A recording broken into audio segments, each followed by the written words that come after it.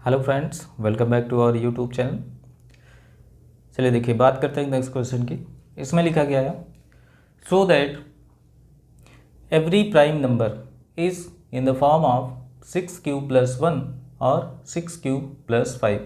यानी क्वेश्चन में हमें ये कहा जा रहा है कि जितने भी प्राइम नंबर होते हैं वो या तो 6³ + 1 के फॉर्म में मिलते हैं या तो 6³ + 5 के फॉर्म में मिलते हैं। यही हमें प्रूफ करना है। तो देखिए, प्रोसेस वही रहेगा। पहले हम यूक्लिड ने जो कहा था उसको लिखेंगे। तो according to Euclid a =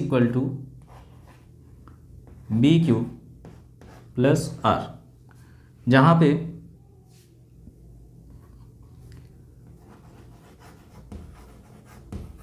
r की जो वैल्यू मिलती है वो 0 से तो बड़ी लेकिन b से हमेशा छोटी देखने को मिलती है। ये यूक्लिड ने कहा था।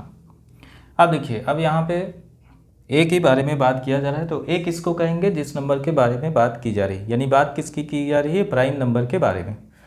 तो यहाँ पे हमें गिवन है क्वेश्चन में ए की जो वैल्यू लेना है वो लेना है हमें प्राइम नंबर्स। यानी ए की वैल्यू, प्राइम नंबर्स वो नंबर्स होते हैं जो या तो 1 से कटते हैं या तो अपने आप से कटते हैं। यानी प्राइम नंबर को हम ऐसा भी कह सकते हैं, वो नंबर केवल जिनके केवल 2 फैक्टर हों, एक तो 1 हो और दूसरा फैक्टर स्वयं वो नंबर हो, तो वो कहलाते हैं prime number.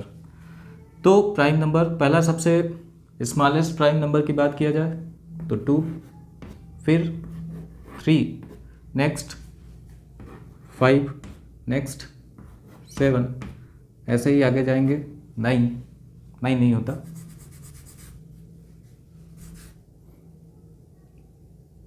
7, next 11, next 13, next 17, 19 and so on. यानी ऐसे ही आगे प्राइम नंबर हमसे मिलते चले जाते हैं। यानी प्राइम नंबर ऐसे नंबर्स जो या तो केवल 1 से कटेंगे या तो केवल अपने आप से कटेंगे। तो ये हो गए प्राइम नंबर्स। अब b की वैल्यू की बात किया जाए तो b की वैल्यू को हमें वही लेना है जो क्वेश्चन में q का कोएफिशिएंट हो। तो अगर आप क्वेश्चन में देखेंगे तो q का कोएफिशिएंट, यानी क्वेश्चन क्या दिया गया था? 6³ + 1 या 6³ + 5।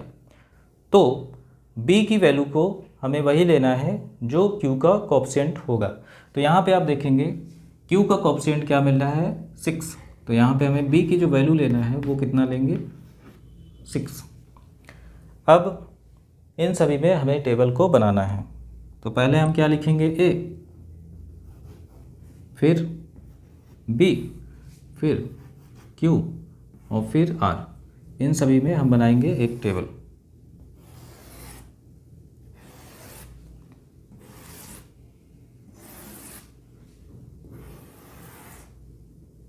ये हमने एक टेबल बनाया। अब इसमें बारी बारी से a की वैल्यू को रखेंगे। तो सबसे पहले बात किया जाए, a की वैल्यू हमें कितनी मिल रही थी? 2। यानी हम यहाँ पे रखेंगे 2 को। b की वैल्यू 6 रखना है। अब a की वैल्यू 2, b की वैल्यू 6। तो हमें डिवाइड करना रहता है a को b से। यानी हम यहाँ पे 2 को डिवाइड करेंगे 6 से। तो डिवाइड करते हैं, यहाँ पे 2 को डिवाइड करेंगे 6 से। एक बार लेके जा नहीं सकते, 0 बार लेके जाएंगे। 6 0 0, रिमाइंडर आ गया 2। यानी q की वैल्यू की बात किया जाए तो ये मिल रहा है 0 और r की वैल्यू यानी रिमाइंडर हमें मिल रहा है 2। नेक्स्ट आते हैं, यहाँ पे वैल्यू लेंगे 3।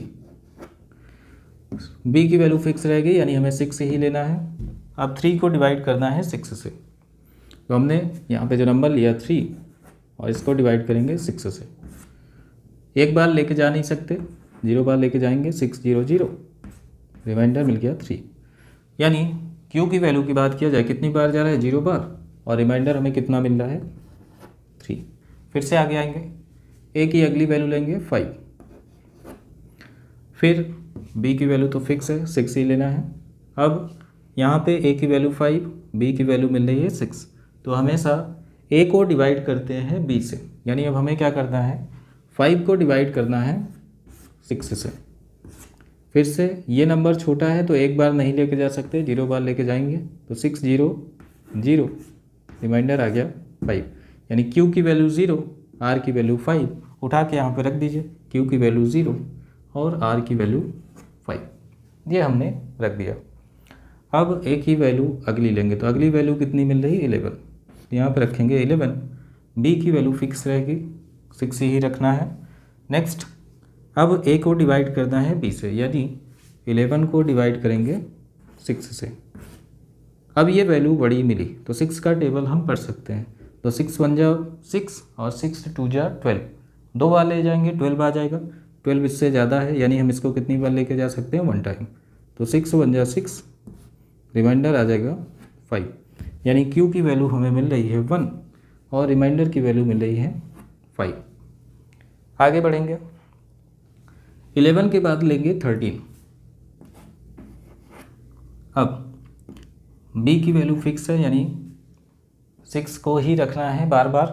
अब 13 को डिवाइड करेंगे 6 से, यहाँ पे हमने लिया 13, डिवाइड करेंगे 6 से, 6 से 2 जा 12, रिमाइंडर आ जाएगा 1, यानी Q की वैल्यू की बात किया जाए तो ये हमें मिल रहा है 2 और रिमाइंडर की बात किया जाए तो 1। नेक्स्ट आगे बढ़ेंगे, 13 के बाद अगला जो प्राइम नंबर मिल रहा था वो मिल रहा था 17, 6 यहाँ पे रखना है, 17 को डिवाइड करेंगे 6 से, यहाँ पे 17 लिखेंगे, 6 से डिवाइड करेंगे तो 6 2 जा 12, अब 7 में 2 माइनस करेंगे आ जाएगा 5, यानी Q की वैल्यू मिल गई 2 और रिमाइंडर मिल गया 5। अब एक और वैल्यू रख के देखते हैं, अगला नंबर लेंगे 19,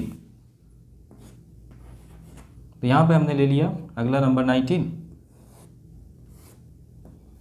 इस टेबल को थोड़ा बड़ा कर देते हैं, ओके, तो 19 लिया, B तो हमें 6 ही रखना है हर बार। अब 19 को डिवाइड करेंगे 6 से, तो नंबर लिया हमने 19, डिवाइड करेंगे 6 से, 6 3 जा 18, माइनस करेंगे आ जाएगा 1, यानी Q की बात किया जाए तो ये हमें मिल रहा है 3 और रिमाइंडर की बात किया जाए तो 1। अब आप देखेंगे जब रिमाइंडर का साइकिल रिपीट होना शुरू हो जाए तो वहीं पर हम हो जाएंगे स्टॉप। तो आप देखिए यहाँ तक तो कोई रिपीटिशन नहीं था, लेकिन इसके आगे आप देखेंगे 5 1, फिर से आप आगे जाएंगे 5 1, यानी आप देखिए साइकिल रिपीट होना शुरू हो गया। तो आप जब आगे जाएंगे, अब चाहे कोई भी प्राइम नंबर ले लीजिए तो हमेशा 5 1 5 1 5 1 रिपीट होता चला जाएगा। तो जैसे ही R की वैल्यू रिपीट होना शुरू हो जाए वैसे ही हम इस टेबल को कर देंगे क्लोज, यानी अब हमें यहीं पे रुक जाना है।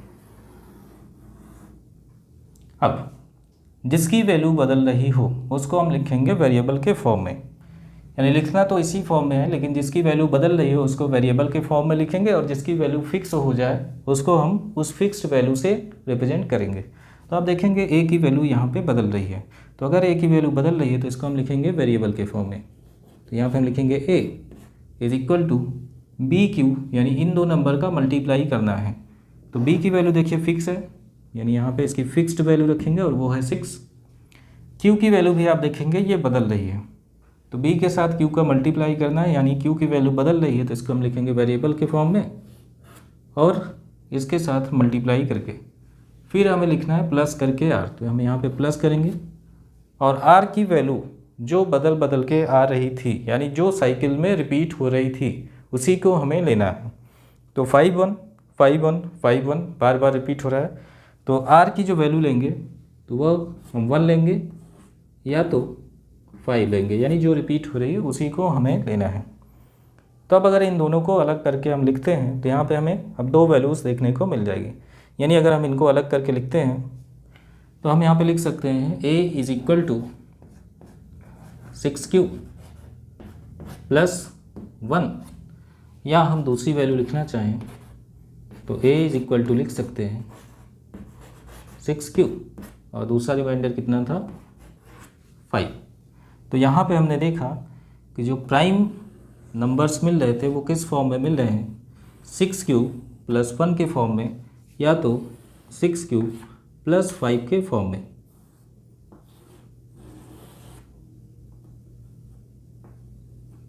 यही हमें प्रूफ करना था। ये हमारा प्रूफ हो चुका है।